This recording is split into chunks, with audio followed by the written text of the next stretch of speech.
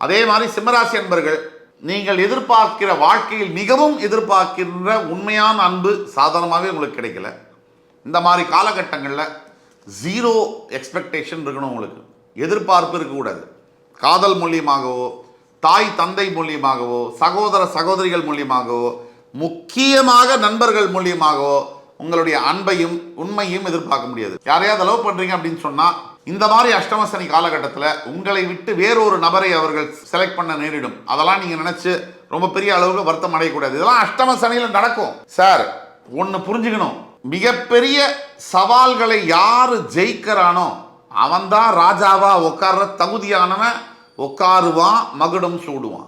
எதையுமே செய்யாம அந்த மகுடத்துல உட்கார்றவன் அந்த மகுடமே அவனுக்கு பாரமா தான் இருக்கும். அதனால நீங்க உண்மையான தகுதியோட மகுடத்துல உட்கார போறீங்களா, ராஜ மகுடத்தை ஏற்க போறீங்களா, இல்ல திரும்பி லூஸ் பண்ணிட்டு வர போறீங்களா, நீங்க தான் தீர்மானம் பண்ணணும்.